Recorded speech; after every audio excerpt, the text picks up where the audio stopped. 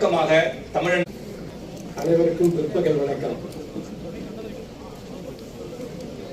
நம்முடைய அன்பிற்கும் போற்றுதலுக்கும் உரிய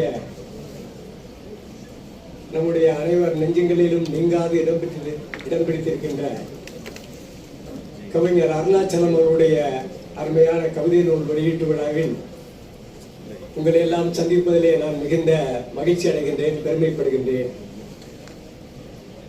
பாரிவேந்தர் மாணவ தமிழ் மன்றம் என்ற ஒரு அமைப்பை இந்த பல்கலைக்கழக வளாகத்திலே தோன்றுவதற்கு காரணமாக இருந்து அதன் மூலமாக எண்ணற்ற கவிஞர்களை, எழுத்தாளர்களை, பேச்சாளர்களை எல்லாம் உருவாக்கி ஒரு புதிய வரலாற்றையே இந்த வளாகத்தில் படைத்த பெருமைக்குரியவர் அன்பு தம்பி அருணாச்சலம் அவர்கள். தமிழ் பேராயத்தினுடைய விரும்புகின்றேன். அவருடைய அன்பு யதார்த்தமானது, உண்மையானது. உண்மை ஒளி வீசுவதால் அவருடைய சிந்தனை, செயல், அவர் வடித்த கவிதை, அவருடைய எழுத்து, பேச்சு எல்லாத்திலுமே ஒரு உண்மையைத்தான் நாம் பார்க்க முடியும்.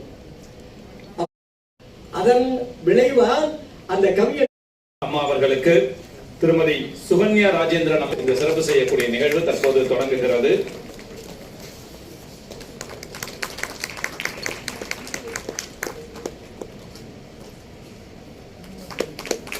தற்போது சிறப்பு செய்ய உள்ளார்கள்.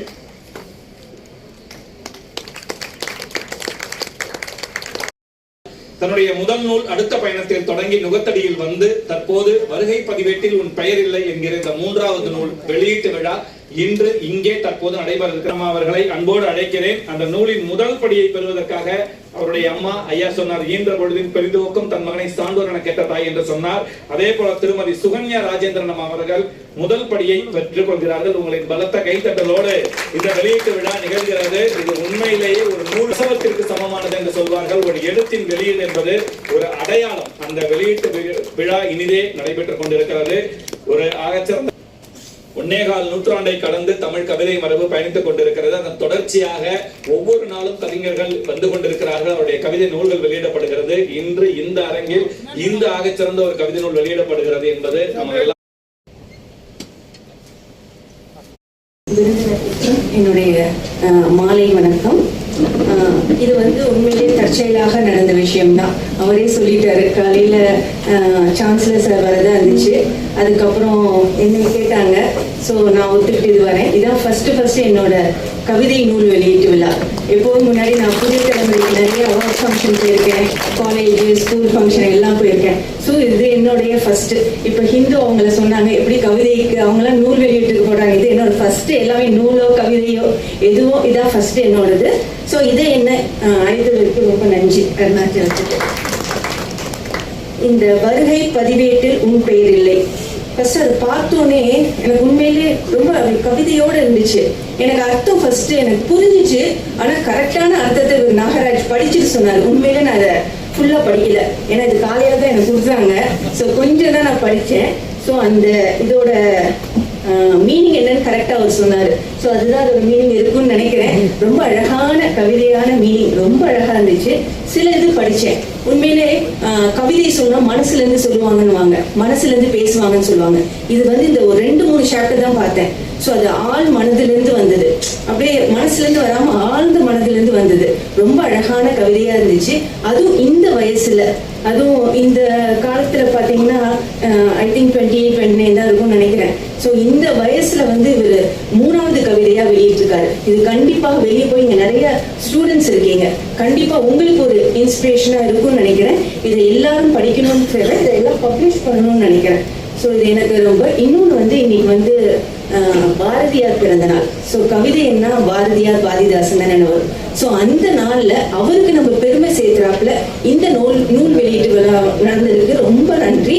இன்னொன்று என்னன்னா, பாரதியார் 100 ஆண்டுகள் கழித்து, அவர் இறந்து 100 ஆண்டுகள் ஆனாலும் இன்னும் இங்க வர ஜெனரேஷன்ஸ் அவங்க எப்படி இப்பெல்லாம் நூல்லாம் வெளியிடுறாங்கன்றது ரொம்ப. அது நம்ம பாரதியார் கொடுக்குற ஒரு பெருமிதம், ஒரு டெபியூட்னே சொல்லலாம் அவருக்கு நம்ம கொடுக்கறது. ஸோ இதை இன்னும் இந்த 3 நூலோட விடாம இன்னும் நிறைய நூல்கள் வெளியிடணும். நிறைய பசங்களுக்கு அது ஒரு நூல் அவங்களுக்கு ஒரு உந்து சக்தியா இருக்கணும்னு நினைச்சு இந்த வாய்ப்பினை கொடுத்ததுக்கு ரொம்ப நன்றி. எல்லாருக்கும் வணக்கம்.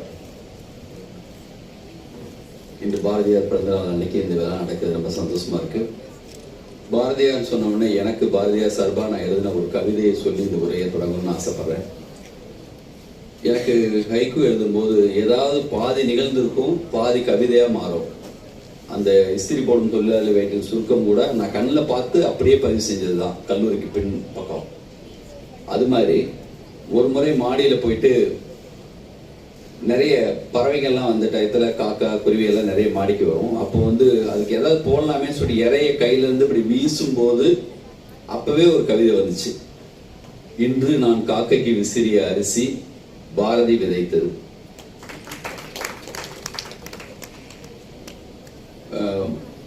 கவிதை சொல்லிட்டு விளக்க சொல்லக்கூடாதுன்னு அப்துல் ரஹ்மான் ஐயா சொல்லியிருக்காரு.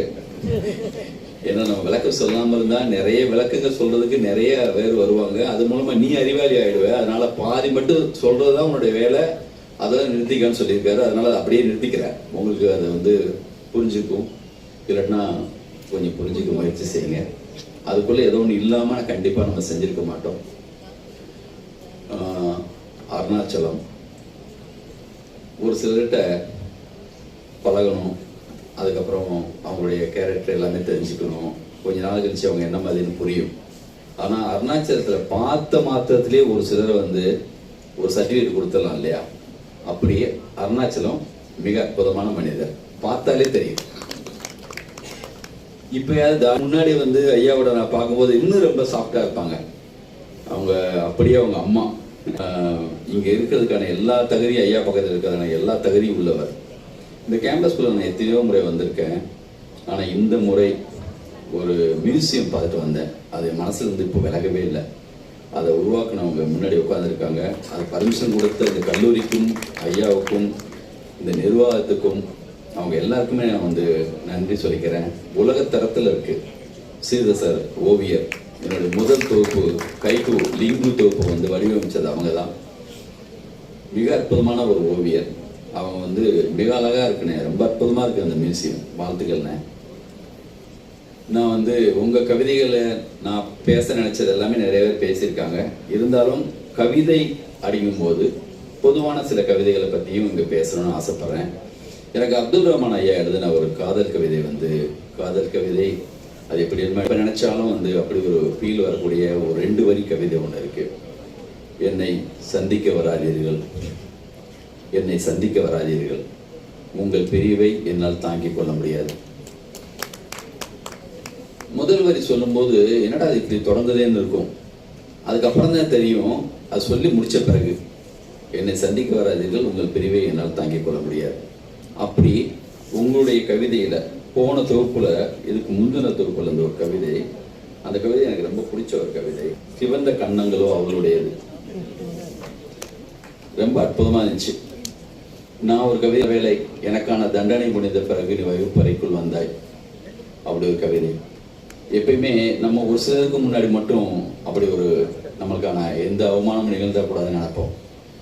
பேரன்பு உள்ள இன்னொரு யாரோ ஒரு தோழியோ நம்மளுக்கு பிடிச்சவங்களோ அவங்கள பற்றியான கவிதை மாதிரி இருந்துச்சு. இன்னொரு கவிதை, இதுவும் போன தொகுப்பில் உள்ளதுதான். உன் நினைவில் இருப்பதை விட உன் நினைவாய் இருப்பதே அழகு.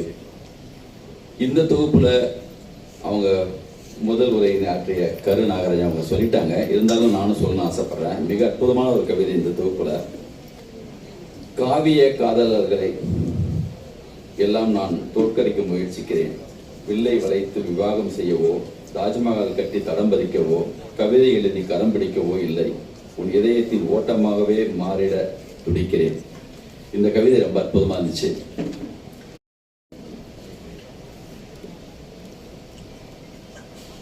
இந்த இனிய மாலை பொழுதில் 7 நிமிஷத்துல முடிச்சிடும். இந்த இனிய மாலை பொழுதில் என்னுடைய அழைப்பை ஏற்று வந்திருக்கக்கூடிய அனைவருக்கும் எனது வணக்கத்தையும் நன்றியையும் தெரிவித்துக் கொள்கிறேன். மகாகவி பாரதியின் பிறந்த நாள்.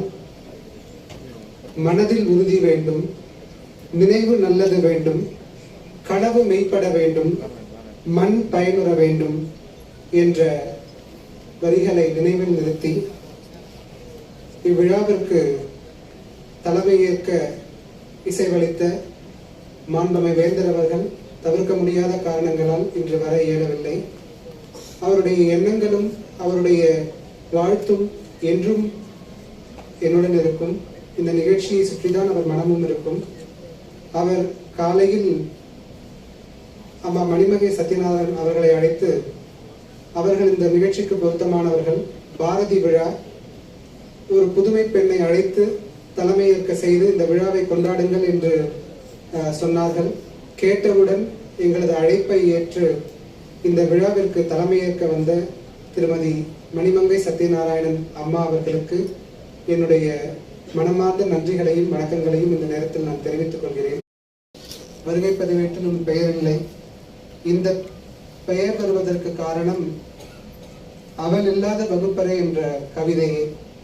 அந்த கவிதையில் இடம்பெற்ற இந்த வரியை சரியாக இனம் கண்டு தன்னுடைய அணிந்துரையில் இந்த கவிதையின் இந்த வரியை சுட்டிக்காட்டி, இதுதான் இந்த தொகுப்பிற்கு பொருத்தமான பெயர் என்று இந்த குழந்தைக்கு பெயர் வைத்தவர் கவிஞர் பழனி பாரதி அண்ணன் அவர்கள் என பலர் பேசும் கவிதைகள் இந்த தொகுப்பில் உள்ளன.